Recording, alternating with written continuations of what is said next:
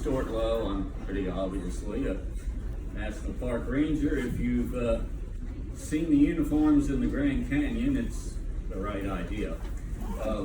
Yeah, just come on in. I was told there'd be a few more parading, so we'll be in here a few minutes. Then we go back out to go back in Independence Hall toward the main floor. About 16 minutes, something like that.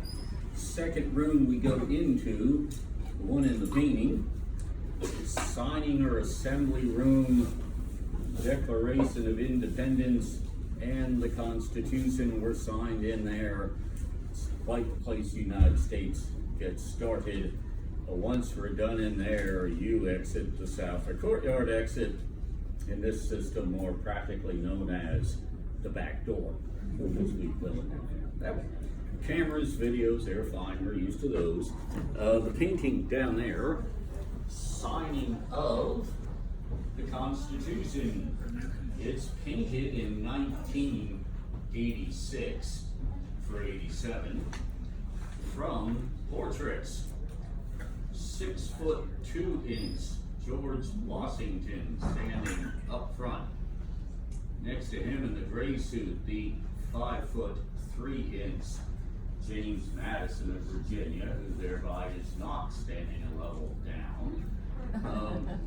Man with red hair, 6 or 7 in, on the left going to the right would be the current star of Broadway, Mr. Hamilton. And signing the text is Jacob Broom of Delaware, the only Constitution signer there's no documented portrait of. Okay, you get it, yeah.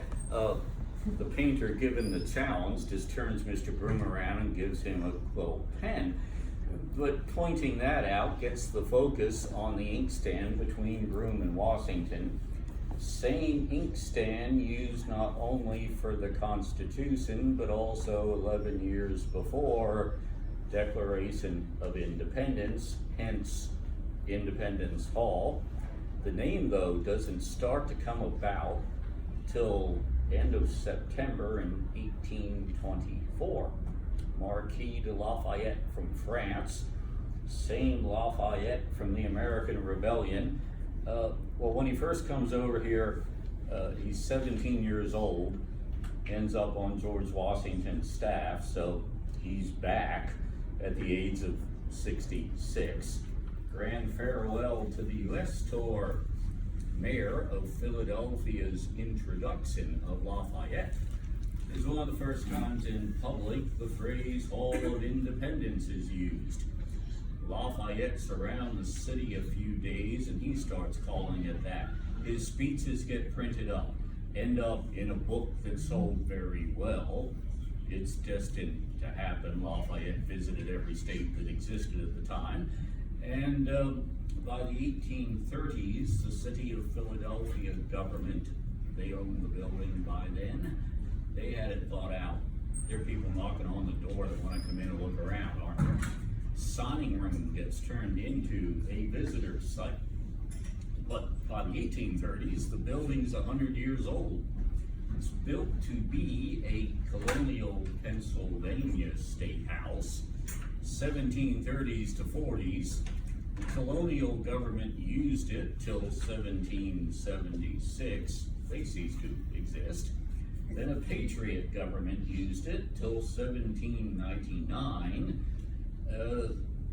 That group chose to move to the west because the population base was going that way.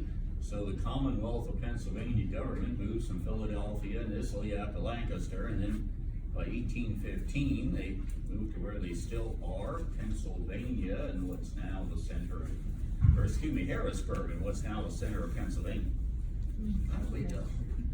I was off for 4 days. I put my brain back in gear here. But anyway, by the 1830s, you got all these people selling up, and that's one big reason that now about 80% of the bricks are original and about 70% of the woodwork is. That's why we keep hitting the theme around here of no open food or drink in our original buildings. For most adults, the founding time period is 13 or 14 generations or so ago. So for most students, it's going to be 14 or perhaps 15 generations or parents ago. And we just want to keep the place going for another couple hundred years, especially candy and gum, because gum gets on the floor over there and tracked around and turns into a big mess. With that, if you have it, you take it with you. You all rise up and we'll head out that way and on over.